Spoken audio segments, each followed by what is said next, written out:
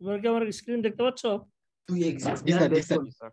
ওকে, জি sir. তোমার প্রশ্নে আসি। তোমার প্রশ্নের যেটা, তোমার প্রশ্নটা হলো প্রবলেমটা অন্য জায়গায়। মানে তুমি যেটা বলতেছো সেটা আমি লিখি। এই বলতেছো যে আমার হচ্ছে এরকম একটা দেওয়া আছে অলরেডি, এখানে ফুয়েল আছে আর সে এর সাথে 2 মোল অক্সিজেন দেওয়া আছে। তুমি এখানে তাহলে এয়ার দেওয়া থাকবে এখানে, রাইট? বুঝছো? তাহলে এয়ার দেওয়া না থাকলে তুমি পার্সেন্ট এক্সেস এয়ার বার করতে পারবে না। তার মানে 25% এক্সেস দেয়া আছে এরকম। আর 25% এক্সেস দেওয়া থাকলে তো দেওয়াই আছে, তাহলে তো আর তোমার এক্সেস এয়ার বার করতে হবে না। করবি তখন তো তুমি ওটা ধরেই করবা। তার মানে মানটা কিভাবে বের করবো? হ্যাঁ, কিসের মান? স্যার মানে 25% এক্সেস বললে আমি ভ্যালুটা কিভাবে বের করবো? এটা তো বললাম তো, এখান থেকে এই যে দেওয়া, এই যে বিয়োগ দিয়ে দেবে, জি স্যার, বুঝছি। তখন তো তোমার এটা বার করতে হবে। ঠিক আছে, এত পেঁচায় চিন্তা করার দরকার নেই, অসুবিধা নেই। আচ্ছা, এরপরে যাই degrees of freedom. Degrees of ফ্রিডমে, আচ্ছা ডিগ্রিজ অফ ফ্রিডমে যাওয়ার আগে আর দুটো সোজা জিনিস বলে দিই। কেউ বলছে টন আর মেট্রিক টন এক কিনা। টন আর মেট্রিক টন এই করছে এক, ঠিক আছে, সমস্যা নাই। তোমাকে শুনতে পাচ্ছ আমাকে ঠিক মতো নাকি আমার ইন্টারনেটটা ইয়া? জি স্যার। জি স্যার, শুনতে জি পাচ্ছি। স্যার। শোনা যাচ্ছে। ওকে, জি স্যার। আচ্ছা তারপরে এটা আছে, কেউ কেউ এটা লিখছে এসসিএমএইচ আর এসসিএফএইচ, এটাও একটু ডিসকাস করি। এখানে আমরা একটা স্লাইড নেই। এসসিএমএইচ এটা যদি থাকে, এটা মানে কি? Standard cubic meter, meter cube R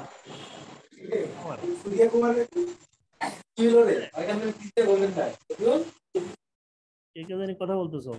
Faisal mic of কর। ফয়সাল মাইক অফ করো।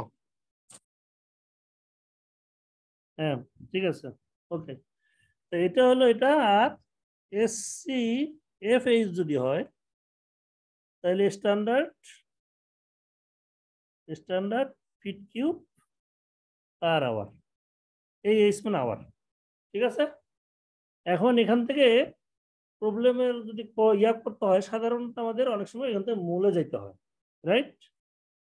কারণ ভলিউম দেওয়া আছে, ভলিউম থেকে অঙ্ক করা যায় না, বেশিরভাগ সময় মোলে যেতে হয়। তা মোলে যেতে গেলে আমাদের ফর্মুলাটা কি? আমরা যেটা জানি, আমরা কি জানি, স্ট্যান্ডার্ড কন্ডিশনটা কি? স্ট্যান্ডার্ড কন্ডিশন হলো 0 ডিগ্রি সেন্টিগ্রেড আর 1 অ্যাটমসফিয়ার প্রেসার, প্রেসার। ঠিক আছে, এটা স্ট্যান্ডার্ড। এই কন্ডিশনে আমরা যেটা ছিল ইয়া জানি 22.4 লিটার পার মোল। 4 লিটার কি? SCM, standard cubic metre. এটাকে আমরা দিতে পারি 22.4 standard cubic metre, sorry standard, sorry এটা কিউবিক মিটার, এটা স্ট্যান্ডার্ড কন্ডিশনে 22.4 লিটার পার মোল। আর এসসিএম এ হলে 22.4 মিটার পার কি হবে? কিলোমোল, ঠিক আছে। আর এটাই ফিট কিউবে হলে হবে 359 standard cubic feet per pound mole. এই কনভার্সনটা তোমাদের লাগবে, ঠিক আছে, যদি এখান থেকে মোলে যাইতে হয়। সেটা আছে কোথায় সেটা আমি বলে দিই। তোমাদের বই এটা যদিও এই ইয়াতে চ্যাপ্টার 5-এ আছে, ঠিক আছে। চ্যাপ্টার 5 তোমাদের সিলেবাসে নাই, বাট এটা যদি বাই চান্স লাগে কোনো জায়গাতে, এটা খুব বেশি ইয়া না, তোমাদেরকে একটু দেখাই দিই আমি। Chapter material balance,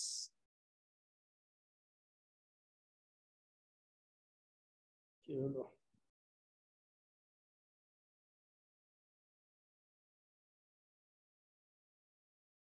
chapter 5, chapter 5-এ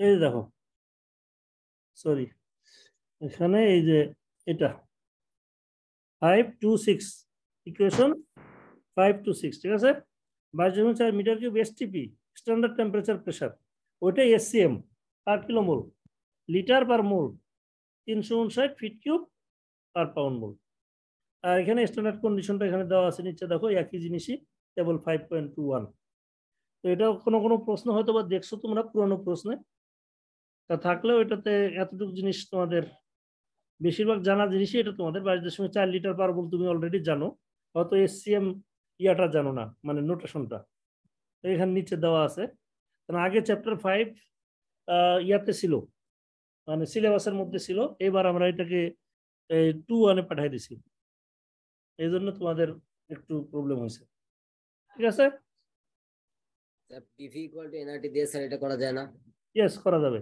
কোনো সমস্যা নেই পিভি ইকুয়াল টু এনআরটি যেটা শিখছো ওটা দিয়েও করতে পারবা এটা মনে না থাকলে ওই পিভি ইকুয়াল টু এনআরটি দিয়ে করবা অথবা ওই যে আরেকটা যেটা এই যে এরকম করছো না দুইটাতে স্ট্যান্ডার্ড কন্ডিশন দিয়ে ভাগ দিয়া করা শিখছো না ইন্টার এই যে এখানে আছে কোথায় গেল জি স্যার ওই p1 v1 by t1 equal to p2 v2 by t2 ওই ফর্মুলা দিয়েও করতে পারবা ঠিক আছে আচ্ছা আর একটা এখানে যেহেতু বেরোলো এই জিনিসটা একটু ডিসকাস করে যাই এইখানে তোমাদের কেউ কেউ বলছিল যে পার্শিয়াল প্রেসার থেকে কিভাবে ইয়া বের করা যায় এই যে মোল ফ্র্যাকশন পার্শিয়াল প্রেসার থেকে সেটা একটু ডিসকাস করে দিয়ে যাই পার্শিয়াল প্রেসার আসলে জিনিসটা কি এটা তোমরা বেশিরভাগই তো জানো ধরো যে এটা একটা এর মধ্যে একটা গ্যাস মিক্সার আছে এ বি সি আছে আর ধরলাম এটার টোটাল প্রেসার আছে পি এ যদি পার্শিয়াল প্রেসার পি এ দেয় আর এটা যদি পি বি দেয় আর যদি পি সি দেয় তাহলে পি এর সাথে রিলেশনটা কি পার্শিয়াল প্রেসারগুলো যোগফল না জি স্যার এটা মানে হল তোমার ক্লাসরুমে ধরো যে 60 জন আছো কারণ 60 জনের প্রেসারটা যোগ করলে ওই রুমের টোটাল প্রেসার তো এই টাইপের ধরো A molecule B molecule C molecule আছে কারণ ওরা যত প্রেসার দিচ্ছে সবকটা আলাদা আলাদা যোগফল এই প্রেসার আসবে কোত্থেকে ওর যতগুলা মোল আছে সেখান থেকে আসছে রাইট তো আবার সবগুলা যদি মোল যোগ করো দেখো তাহলে কত হবে বলো তো মোল ফ্র্যাকশন যোগ করলে এটা মোল ফ্র্যাকশন যোগ করলাম কত আসবে 1 আসবে রাইট তাহলে এখানে Yes, sir. ওইটাই একইভাবে পি দিয়ে যদি তুমি ভাগ দাও সবাইকে এই যে এখানে পি এই যে পিটাকে যদি এখানে 1 লিখে যদি ভাগ দিয়ে দাও সবাইকে পি দিয়ে ভাগ দিলে আলাদা আলাদা তাইলে এটা ওই মোল ফ্র্যাকশন দেয় ঠিক আছে এটা তোমাদের ইয়াতে পড়াবে 2-1 আমি জাস্ট একটু এই তার মানে কি হলো ওয়াই এ সমান সমান ওইটার পার্শিয়াল প্রেসার ভাগ ওখানকার টোটাল প্রেসার ব্যাস এতটুকু মনে রাখলে পার্শিয়াল প্রেসারকে টোটাল প্রেসার দিয়ে ভাগ দিলে ওই সাবস্টেন্সের মোল ফ্র্যাকশন পাওয়া যায় আর কেউ কেউ বলছে ভলিউম পার্সেন্ট যদি দেওয়া থাকে তাইলে সেখান থেকে কিভাবে মোল পার্সেন্টেজ যাবা ভলিউম পার্সেন্ট যদি দেওয়া থাকে ভলিউম পার্সেন্ট এটা সমান সমান মোল পার্সেন্ট ডাইরেক্ট কিচ্ছু লিখতে হবে না তার কারণ তোমার পিবি ইকুয়াল টু কি এন আর টি যদি পি কনস্ট্যান্ট হয় আর টি কনস্ট্যান্ট হয় তাহলে ভি আর এন একই মোল ফ্র্যাকশন আসছে এন থেকে আর ভলিউম ফ্র্যাকশন আসছে ভি থেকে ঠিক আছে জি স্যার Yes, sir. তো কেউ যদি বলে যে একটা নির্দিষ্ট ভলিউম আছে সে একটা সিলিন্ডার 100 লিটারের সিলিন্ডার সেখানে ধরো যে এই 50 লিটার এ আছে 20 লিটার বি আছে আর 30 লিটার সি আছে তাহলে মোল পার্সেন্ট করতে হইলে এটা আর কিছুই বলার দরকার নেই 50% ওই 30% 20% ও ডাইরেক্ট বলতে পারবা তো ওটা এখানে ঢুকাইলে একই জিনিস আসবে তাহলে এখান থেকে আমরা যেটা পাইলাম যে মোল পার্সেন্ট আর ভলিউম পার্সেন্ট এক ঠিক আছে অলওয়েজ এটা ট্রু Yes, sir. অলওয়েজ তোমার এই জিনিসটা ট্রু তাহলে এটা গেল এখন দেখি আর কি ছিল তাহলে এটা গেল আমাদের আচ্ছা এখন আমরা এনার্জি ব্যালেন্সে যাওয়ার আগে ডিগ্রিজ অফ ফ্রিডম নিয়ে একটু কথা বলে তারপর এনার্জি ব্যালেন্সে যাব তারপরে কিছু প্রবলেমের কথা তোমার বলছো সেগুলো দেখি সব হয়তো ইয়া করা যাবে না এত সময় পাওয়া যাবে না অলরেডি 10টা মতো বেজে গেছে আচ্ছা দেখি আমরা ডিগ্রিজ অফ ফ্রিডমে গেলে চ্যাপ্টার 4 যাই ডিগ্রিজ অফ ফ্রিডম কোথায় আছে? ডিগ্রিজ অফ ফ্রিডম এখানে। আচ্ছা, এখানে আমরা এই রিঅ্যাকটিভ সিস্টেমের জন্য তিনটা মেথডের কথা বলছিলাম, যে মলিকুলার স্পেসিস, অ্যাটমিক ব্যালেন্স আর এক্সটেন্ট অফ রিয়াকশন, এই তিনটা। তা আমি সেখানে যাওয়ার আগে সিম্পলি আগে আমরা ডিগ্রিজ অফ ফ্রিডমটাকে সামান্য একটু ডিসকাস করে দেই।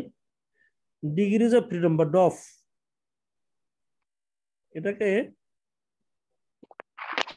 একদম জেনারেল সেন্সে বললে কি হবে ইকুয়েশনটা?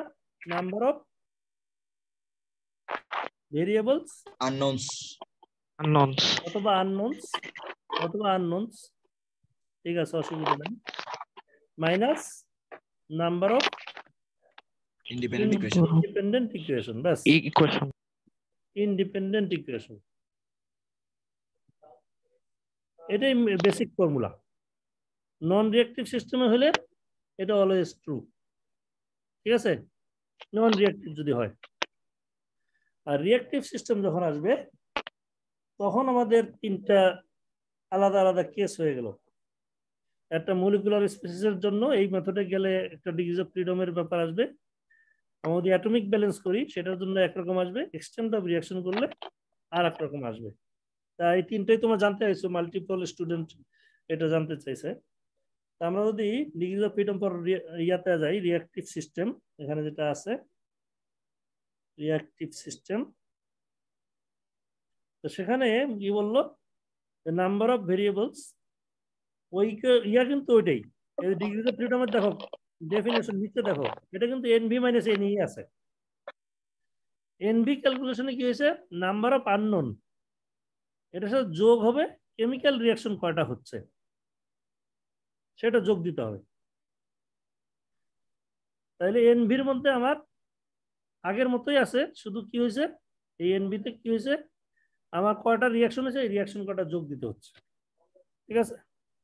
আর ইকুয়েশনের মধ্যে কি হচ্ছে, number of independent molecular species, আমি যে কটা মলিকুলার ব্যালেন্স যে কটা করতে পারবো সেই কটা, আর যদি কোনো এডিশনাল ইকুয়েশন দেওয়া থাকে, যেমন তোমার হয়তো বা দেওয়া আছে যে আইডিয়াল গ্যাস এত, সেটার ভলিউম, টেম্পারেচার, প্রেসার দেওয়া আছে, তাহলে তুমি সেখান থেকে P = nRT বের করতে পারবা, সেখান থেকে n বের করতে পারবা, তাহলে ওটা একটা ইকুয়েশন, তখন এটা যোগ দিতে হবে একটা ইকুয়েশন।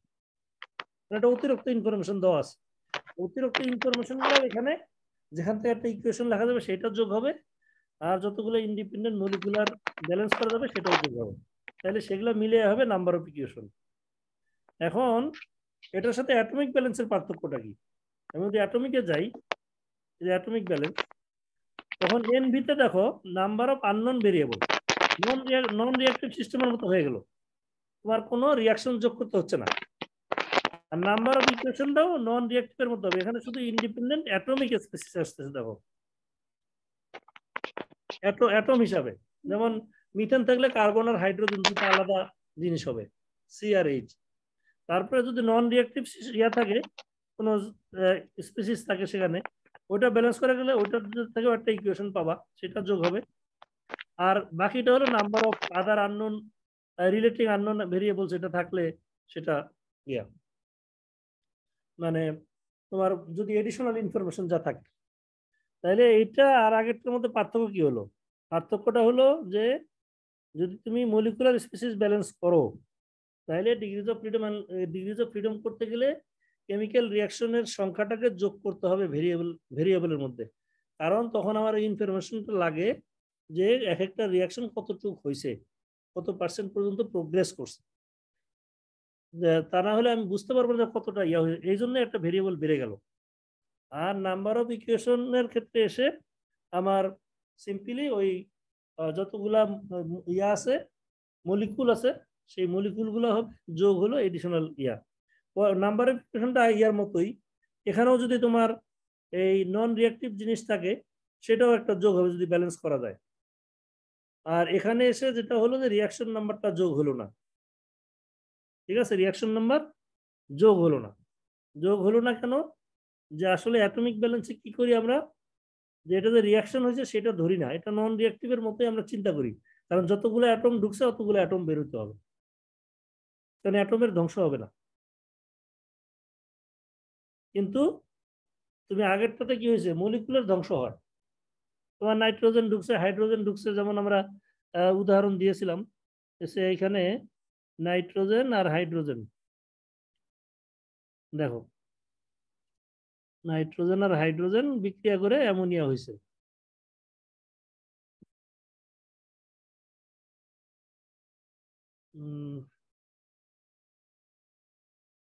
এখানে ধরো যে অ্যামোনিয়া হয়েছিল, আর এখানে নাইট্রোজেন ঢুকতেছে, হাইড্রোজেন ঢুকতেছে। তাহলে তোমার কি হবে দেখো, এটা যদি 1 মোল ঢুকে আর এটা যদি 3 মোল ঢুকে, তৈরি হচ্ছে মাত্র 2 মোল। তা নাইট্রোজেন তো বেরোচ্ছই না ওইদিকে, তাহলে নাইট্রোজেন ধ্বংস হয়ে গেল, হাইড্রোজেন ধ্বংস হয়ে গেল, আর অ্যামোনিয়া নতুন করে আসলো। তো কোনো ব্যালেন্স তোমার ঠিক মানে নাই, মলিকুলার কোনো ব্যালেন্স তুমি করতে পারবে না। কিন্তু অ্যাটম যদি চিন্তা করো, 2টা এন ঢুকছে, 2টা এন বেরোইছে, 6টা এইচ ঢুকছে, 6টা এইচ বেরোইছে। এটা কাইন্ড অফ, এরা যে রিয়াকশন করছে না করছে আমার কত হেডেক নিতে হচ্ছে না, আমি শুধু অ্যাটমকে হিসাব করেছি কয়টা অ্যাটম ঢুকলো, কয়টা অ্যাটম বেরোলো। এই জন্য আমি বলছি যে তোমরা অ্যাটমিক ব্যালেন্স করে অঙ্ক করার চেষ্টা করবে। অ্যাটমিক ব্যালেন্সটা অনেক সহজ, মানে ইজিলি তুমি করতে পারবা। আর স্পেশালি যদি মোর দেন 1 রিয়াকশন থাকে, কখনোই তোমরা ওই মলিকুলার ব্যালেন্স করবে না। মোর দেন 1 রিয়াকশন থাকলে অলওয়েজ তুমি এই অ্যাটমিক ব্যালেন্স করবা অথবা এক্সটেন্ড অফ রিয়াকশন দিয়ে করবা। ঠিক আছে, এটা হয়তো এতটুকু ক্লাসে ডিটেইল আমি পড়াইছি, কিন্তু এখানে আর বেশি ডিসকাস করা কঠিন, পুরোটা বোঝানো একটু। এখানে আর একটা জিনিস বলছে, যেটা ফর রিঅ্যাক্টিভ ফিশন, দেখো if 2 molecular species are in the same ratio to each other wherever they appear in a process, this ratio is incorporated in the flowchart labeling. Balances on these species will not be independent equation. এটা মানেটা কি? এটা মানেটা হলো যে ধরো যে কোনো একটা প্রসেসের মধ্যে যে রিঅ্যাকট্যান্ট যেগুলো ঢুকছে, সে নাইট্রোজেন আর হাইড্রোজেনের কথা আমরা একটু আগে বললাম, এটা যদি ঢুকেই যদি তোমার এই আমাদের বিক্রিয়াটা কি ছিল, নাইট্রোজেন আর হাইড্রোজেন বিক্রিয়া করে হয়েছে 2 মোল অ্যামোনিয়া, এটা কয় মোল, 3 মোল। এখন বললো যে এটা প্রসেসে যখন ঢুকছে একদম ফ্রেশ ফিডের মধ্যে, ফ্রেশ ফিডে যদি এটা নাইট্রোজেন আর হাইড্রোজেনটা যদি এর রেশিওটা n1 এটা n2, আমার n1 বাই n2 যদি 1:3 হয়, 1/3 হয়, এটা ফ্রেশ ফিড, তাইলে এদিকে যা কিছু হোক না কেন ডান দিকে, আলটিমেটলি সব জায়গায় এই রেশিওটা 1:3 মেনটেন করবে। তো তুমি যদি ধরো এটা ব্যালেন্স করতে গিয়ে এই প্রথম কথাটা যেটা বললো, এটা তুমি n1 লিখছো, এটাকে যদি তুমি 3n1 লেখো, এভাবে তুমি লেবেলিং করছো সব জায়গায়, তাহলে তুমি কি নাইট্রোজেন আর হাইড্রোজেনের দুইটারই ব্যালেন্স করতে পারবা? কি ক্লিয়ার হলো না? আমি তোমার দেখাই, এখানে দেখো, এখানে আমার 100 মোল নাইট্রোজেন ঢুকলো, এখানে 300 মোল হাইড্রোজেন ঢুকছে। এমন যদি বিক্রিয়া করাও, করে ধরলাম যে আমার এই 150 মোল অ্যামোনিয়া তৈরি হয়েছে, তাহলে বাকি 50 মোল কি হবে, নাইট্রোজেন। 50 না ধরে আমি ধরলাম যে এটা n1 মোল আছে নাইট্রোজেন, আর এটা n2 মোল হাইড্রোজেন আছে। n2 না, আমি এটাকে ধরবো 3n1, সরি, মানে আমি ব্যালেন্সটা করছি এইভাবে, এই লেবেলিংটা করছি এইভাবে যে এটাকে আমি ইউজ করে ফেলছি ইনফরমেশনটা, তার কারণ আমি দেখছি যে এটা 1:3 হিসেবে ঢুকছে, অথবা আমি এটাকে ধরছি, অথবা আমি এটাকে আননোন হিসেবে যদি ধরি, সে এটাকে আমি ধরছি N1 মোল N0 মোল, আর এটাকে আমি 3N0 মোল লিখছি। এখানে N1 এটা 3N1 লিখছি, এটা হয়তো জানি না, এটা আমি N2 লিখছি, ধরো অ্যামোনিয়াটা জানি না। তাহলে এখন যদি তুমি এই ক্ষেত্রে যেহেতু এই যে N0 আর 3N0 লিখলা, এখানে N1 আর 3N1 লিখলা, তার মানে কি তুমি এই যে একটা তাদের মধ্যে রিলেশন ছিল, স্টোকিওমেট্রিক রিলেশনটা, এটাকে তুমি ব্যবহার করে ফেলছো। এখন তুমি নাইট্রোজেন আর হাইড্রোজেনের ব্যালেন্স করলে আলটিমেটলি একটা ইকুয়েশনই পাবো, দুইটা আলাদা ইকুয়েশন পাবে না। তার কারণ পার্থক্য কি হবে, তুমি যদি এখানেই দেখো N0 যদি নাইট্রোজেনের ইয়া হয়, N0 ইনপুট সমান সমান তোমার কি আসবে, রিঅ্যাক্টিভ সিস্টেমে কি হয় বলো, ইনপুট যোগ জেনারেশন সমান সমান আউটপুট প্লাস কনজাম্পশন। আউটপুট কত N1, কনজাম্পশন কতটুকু সেটা পাবা কোত্থেকে, এটা যদি N2 পরিমাণ তৈরি হয় অ্যামোনিয়া, N2 পরিমাণ তৈরি হলে আমরা জানি যে প্রতি 1 মোল নাইট্রোজেনে 2 মোল অ্যামোনিয়া তৈরি হয়েছে, তাহলে N2/2 এতটুকু অ্যামোনিয়া কনজিউম হয়ে গেছে। বোঝা গেল? জি স্যার। বুঝতেছো না? ইনপুট যোগ জেনারেশন সমান সমান জি আউটপুট স্যার বুঝতেছি। Plus consumption. এটা যদি নাইট্রোজেনের গেল, হাইড্রোজেনেরটা লিখলে কি হয় দেখো তো, 3N0 ইনপুট, আউটপুট কত 3N1, কনজাম্পশন কত বলো তো N2, N2 কে কি করবা 2N2 ভাগ 3 মোল, না সরি N2 কে 2 দিয়া ভাগ দিয়ে 3 দিয়ে গুণ দিতে হবে না, মানে প্রতি মোলের জন্য 3 মোল কনজিউম হয়। তাহলে এই দুইটা ইকুয়েশন কি একই না? 3 দিয়ে উঠে যাবে না সব জায়গায়, দেখো দেখি কি আসলো, একই আসলো না? কি তোমার কি বুঝতেছো, জি আমাকে স্যার। ফলো করতেছো? জি স্যার। মানে আমি যেহেতু এই ইনফরমেশনটা যে একই রেশিওতে ঢুকলে একই রেশিও থাকবে সব জায়গায়, এই তথ্যটা ব্যবহার করে ফেলছি, তখন আমি নাইট্রোজেন আর হাইড্রোজেনের ব্যালেন্স করলে তুমি একই ইকুয়েশন পাবা, কারণ তুমি তো অলরেডি এইভাবেই লেভেল করছো। সেই কথাটাই বলছে যে তুমি এটা ইন্ডিপেন্ডেন্ট ধরতে পারবে না। ঠিক আছে, সেম ট্রু, সেম জিনিস অ্যাটমিক স্পিসিসের জন্য ট্রু হবে, যদি একই রেশিওতে থাকে সে একই ইয়া হবে। এই হলো কাহিনী আর কি।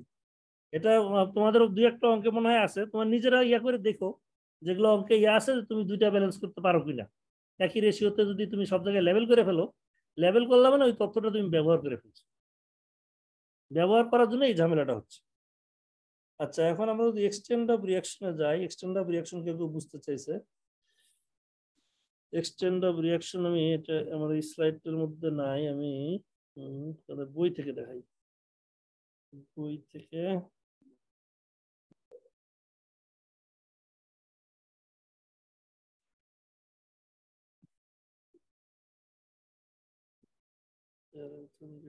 Process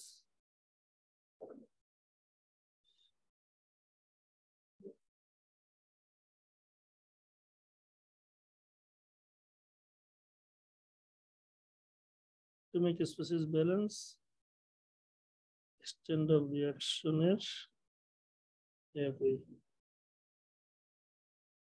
degrees of freedom.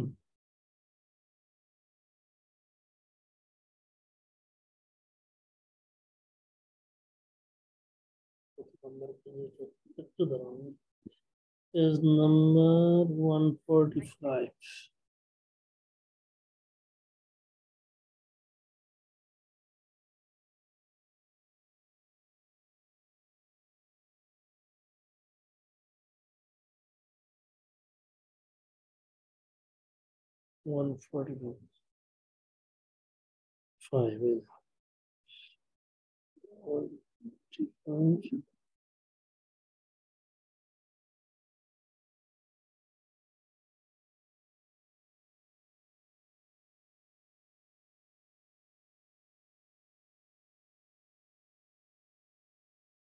Extent of reaction আসছে, তোমার কি স্লাইডটা দেখতে পাচ্ছ এই আমার বইয়ের ইয়াটা? জি স্যার। আচ্ছা, এখানে দেখো আগের মতোই এটা তোমার ওই ইয়ের মতো, কি বলে এক্সটেন্ড অফ রিয়াকশনটা অনেকটা মলিকুলার স্পিসিসের মতো। তো নাম্বার অফ আননোন ভেরিয়েবল এর সাথে যোগ হবে ইন্ডিপেন্ডেন্ট রিয়াকশন, মানে ওই যে কটা যাই লাগবে সেটা আমি ওখানে আসতেছি, minus number of independent reactive species minus number of independent non reactive species যদি ব্যালেন্স থাকে, নাম্বার অফ আদার ইকুয়েশন। তাইলে সহজ করে বললে যেটা হবে যে এক্সটেন্ট অফ রিয়াকশন আর হলে মলিকুলার স্পিসিস ব্যালেন্স, এই দুইটার জন্য তোমার নাম্বার অফ ভেরিয়েবল ক্যালকুলেশনে তোমার এই রিয়াকশন যোগ করতে হবে, আর অন্যগুলোর জন্য তোমার রিয়াকশন যোগ করতে হবে না, নর্মাল ইয়ার মতো হবে, এই নন রিয়াক্টিভ সিস্টেমের মতো হবে। আর এই নাম্বার অফ ইকুয়েশনের ক্ষেত্রে এটা একই, এটা সবগুলোর ক্ষেত্রে একই নিয়ম। তো আমরা এক্সটেন্ট অফ রিয়াকশনটা একটু বুঝে আসি ইয়ার মধ্যে। আমি এক্সটেন্ট অফ রিয়াকশনটা একটু বুঝাচ্ছি তোমাদেরকে একটু সহজ করে দেখি। এক্সটেন্ট অফ রিয়াকশন যদি বুঝতে হয়, দেখো নামটার মধ্যে কিন্তু উত্তরটা আছে, এক্সটেন্ট অফ রিয়াকশন। এটাকে এরকম যাই দিয়ে, সরি এখানে এরকম একটা চিহ্ন দেওয়া হয়, ঠিক আছে। তো এটা তোমরা যেটা করবা, এই ইকুয়েশনটা খেয়াল রাখবা যে এন মানে এখন যতটুকু রিয়াকশন হয়ে আছে এটা সমান সমান n0, মানে ইনিশিয়ালি কতটা ছিল, অথবা ni ও বলতে পারি আমরা, n0 ইনিশিয়ালি কি ছিল মানে জিরো টাইমে, যোগ নিউ হলো স্টকিওমেট্রিক কোএফিশিয়েন্ট, এটা অ্যাবসলিউট, আচ্ছা নিউ অ্যাবসলিউট বলবো না, সরি, যোগ হলো নিউ আর হলো এখানে যাই হবে। এই একটা ইকুয়েশন খেয়াল রাখতে হবে এক্সটেন্ট অফ রিয়াকশন বের করতে, মানে দিয়ে কাজ করতে হলে। যেমন আমরা যদি ধরি আমার সে মিথেন যোগ আমার কম্বাসন রিয়াকশনে যদি দেখি, অক্সিজেন তৈরি হলো CO2 আর পানি, যে একটা সিঙ্গেল রিয়াকশন ধরি, তাহলে এখানে আমার কয় মোল, 2 মোল ইয়া লাগে, আর পানিও 2 মোল লাগবে। তার মানে দেখো এখানে কি হচ্ছে, যে আমার এখানে মিথেন গেছিল আর অক্সিজেন গেছিল, এখানে তৈরি হয়েছে মিথেন নাই, সরি, মিথেন থাকতেও পারে, অসুবিধা নাই, CO2 আছে, পানি আছে, সে মিথেনও আছে, অক্সিজেনও আছে। তাহলে এক্সটেন্ট অফ রিয়াকশন ইউজ করে যদি আমি এটা করতে চাই, লেবেলিং যদি করো তুমি, সে এটা N1, এটা N2, N3, N4, N5, N6 সবই মোল, ঠিক আছে। তাহলে যেহেতু একটা সিঙ্গেল রিয়াকশন, আমার একটা যাই হবে এক্সটেন্ট অফ রিয়াকশন। আমি যদি মিথেনের জন্য ইকুয়েশনটা লিখি, কি লিখবো, এন হলো এখন কতটুক আছে, এখন আছে কতটুক বলো দেখি, N5 তাহলে N5 ছিল কতটুকু ইনিশিয়ালি, N0 হলো সেটা, N1 তারপরে নিউ, অথবা এই যে এখানে নিউ মানে স্টোকিওমেট্রিক কোএফিশিয়েন্ট যেটা, না একটু দাঁড়াও, নিউটা হলো আমার রিয়াক্টেন্ট যদি হয় তাহলে হবে মাইনাস, আর প্রোডাক্ট হলে হবে প্লাস। সেটা কোত্থেকে আসবে, নিউ এর ভ্যালু হলো এটা, আমি এখানে লিখি, অন্য একটা কালি নেই, নিউ এর ভ্যালু আমি গ্রিন দিয়ে লিখতেছি, এই নিউ এখানে হলো এখানে আছে এটা 1, এইটা হলো 2, এখানে 1, এখানে 2। তা আমি যখন এগুলো হলো রিয়াক্টেন্ট আর ডান দিকে হলো প্রোডাক্ট, তাহলে নিউটা রিয়াক্টেন্টের জন্য হবে মাইনাস, তাহলে -1 ইন্টু যাই, ঠিক আছে। এখন যদি আমি এটা CO2 জন্য লিখি কি হবে, আচ্ছা আছে কতটুক, N3 এখন আছে, সমান সমান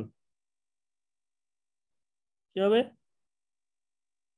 আমার আবার এখানে সমান N0 কত ছিল এই সিস্টেমে, 0 কোনো CO ছিল না, প্লাস নিউ কত,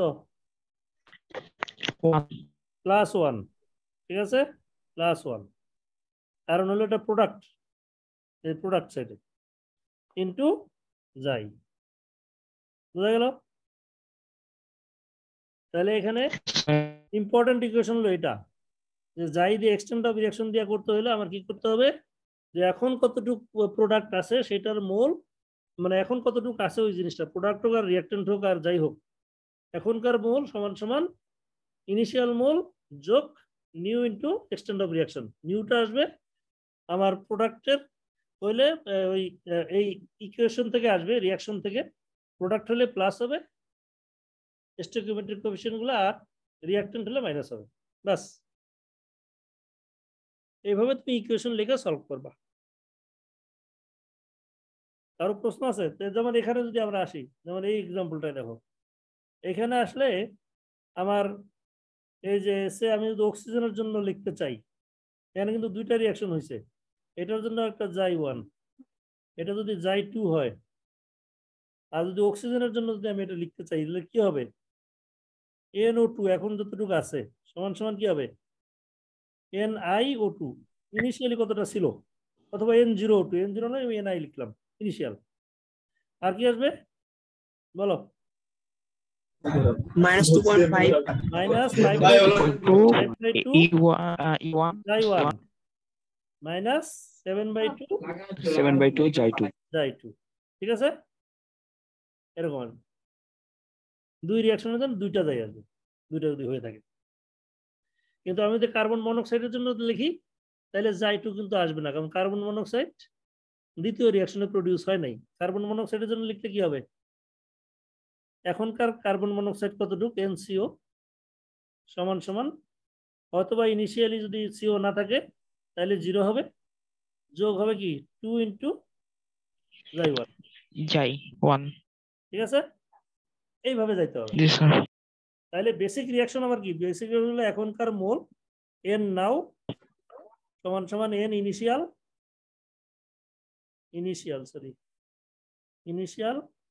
যোগ নিউ যাই। নিউটা হলো বলছি এখান থেকে আসবে স্টকিওমেট্রিক কোএফিসিয়েন্ট থেকে, রিঅ্যাক্টেন্ট হলে নেগেটিভ আর প্রোডাক্ট হলে পজিটিভ। ব্যাস, ঠিক আছে? আরো কোনো প্রশ্ন আছে? স্যার এক্সটেন্ট অফ রিঅ্যাকশনটা জি, আসলে স্যার। কি বোঝায়? এক্সটেন্ট অফ রিঅ্যাকশনটা আসলে কি বোঝায়? বোঝায় যে এটা কতটুকু হ্যাঁ। রিঅ্যাকশন হয়েছে। আচ্ছা স্যার। মানে এখান থেকে নিউ শব্দ কি পাওয়া যায় দেখো তো, যাই সমান সমান বইয়ে হয়তো এইভাবে define N minus N initial ভাগ কি নিউ, এটা ডেফিনেশন দিছে।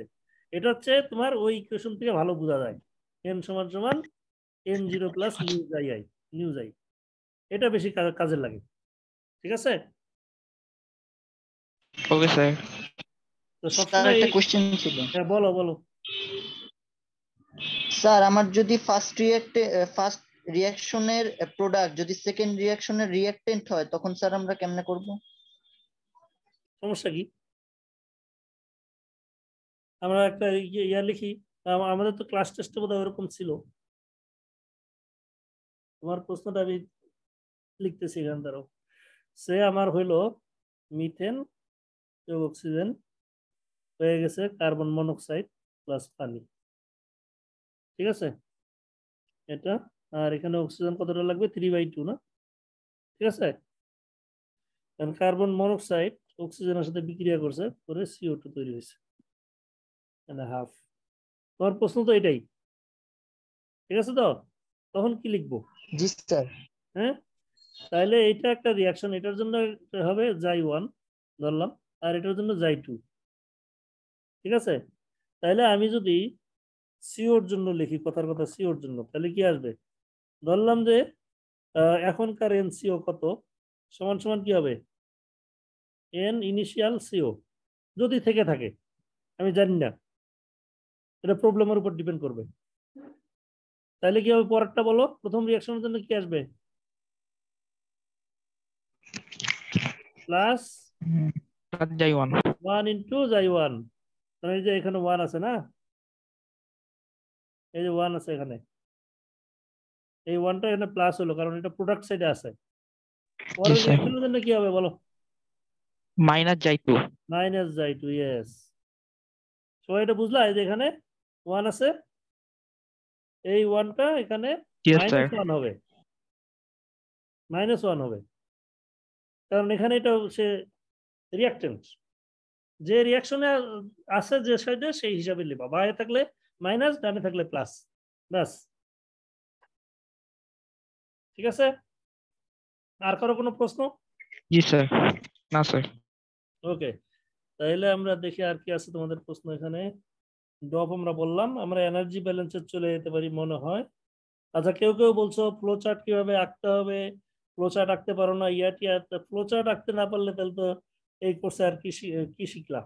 ফ্লো চার্ট ড্রয়িং আমি এখনো শিখাইতে পারবো না তোমাদেরকে। ফ্লো চার্ট ড্রয়িং আমি কি বলছিলাম, আর শেষে যদি একটু সময় থাকে আমি দেখবো না। ফ্লো চার্ট ড্রয়িং এ আমি যেটা বেসিক বলছিলাম যে তুমি ওয়ার্ড বাই ওয়ার্ড পড়বা আর রাখবা, লাইন বাই লাইন পড়ার কথা কিন্তু বলতেছি না। আমি বলছি ওয়ার্ড বাই ওয়ার্ড পড়ে যাবা আর রাখতে থাকবা, তাইলে তোমার আলটিমেটলি গিয়া, এবং ফ্লো চার্টটা ইয়া দিয়ে আঁকবা, পেন্সিল দিয়ে আঁকবা এবং খাতার বাম পাশে আঁকবা। ঠিক আছে, তাইলে তুমি ওই ফ্লো চার্ট দেখে দেখে অঙ্কটা জি করতে স্যার। পারবা, এবং ঘুরায় নিয়ে যে এখন আমার কম্পিউটারটা যেভাবে আছে এইভাবে আঁকতে পারো। ঠিক আছে, তাইলে তুমি জায়গা বেশি পাবা, কোনো সমস্যা নাই তাতে আমাদের।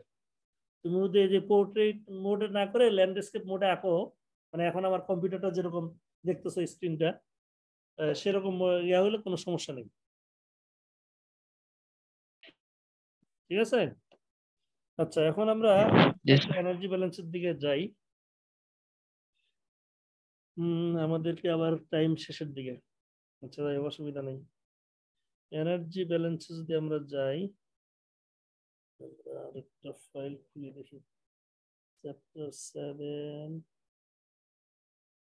V3।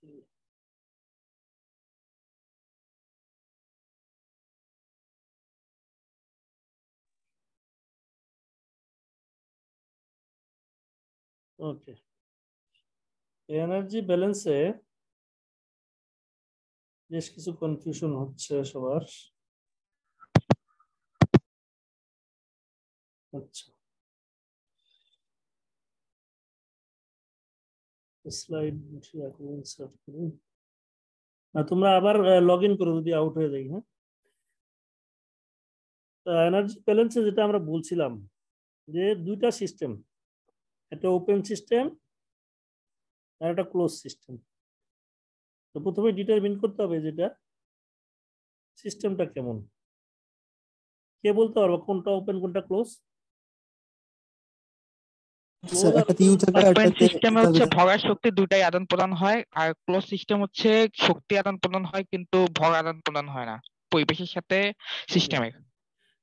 এত কিছু মনে রাখার দরকার নেই। ক্লোজ সিস্টেম বলবো আমরা যে প্রথমে সিস্টেম মানে আমার বাউন্ডারি চিন্তা করতে হবে, আমি কোথায় ব্যালেন্স করতেছি, এরকম একটা বাউন্ডারি ক্লোজ করে দিতে হবে, এটা দিস ইজ মাই সিস্টেম।